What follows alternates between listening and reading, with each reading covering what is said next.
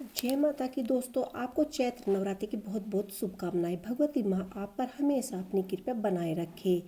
तो चैत्र नवरात्रों की ये बहुत ही सरल पूजा है। आपको ये पूजा कैसे करनी है? नवरात्रों की बहुत ही सरल पूजा, संपूर्ण पूजा शेरा वाली माँ की ये सभी पूजाएं बड़ी आध्यात्मिक है। प्रथम नवरात्रि के दिन सुबह सुबह स्नान करें और एक आपको घर पर ही चौकी लगानी है, तो उस पर लाल रंग का कपड़ा बिछा ले और उस पर थोड़े से चावल रख ले। और हमें माता रानी को विराजमान करना है, तो माता रानी कोई भी मूर्ति, फोटो का जो भी स्वरूप आपके पास हो, आप उन्हें चावल का आसन पर विराजमान कर दे।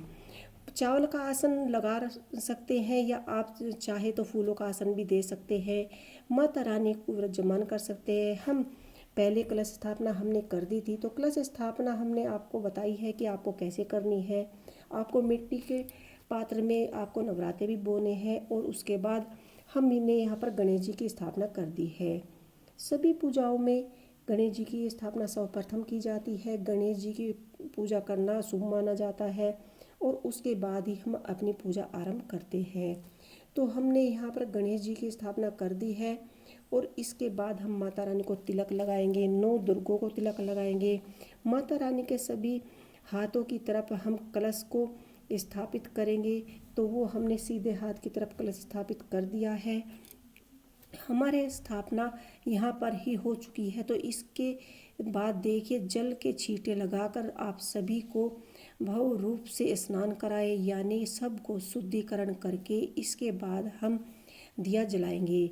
तो दिया हमारी पूजा के समक्ष होता है, इसीलिए सबसे पहले पूजा में दिया जलाया जाता है और स्थापना के बाद स्नान करा के उसके बाद तिलक लगाया जाता है।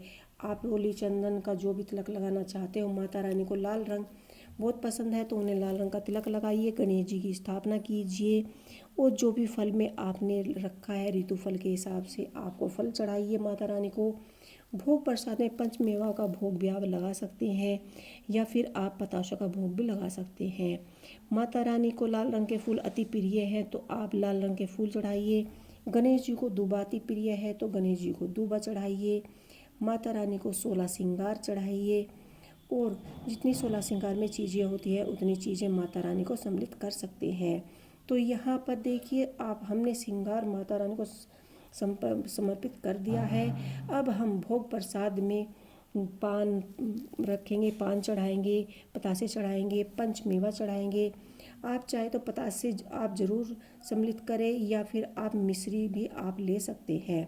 साथ ही हम ऋतुफल हमने केला चढ़ाया है और यहाँ पर हमने माता का 16 श्रृंगार चढ़ा दिया है।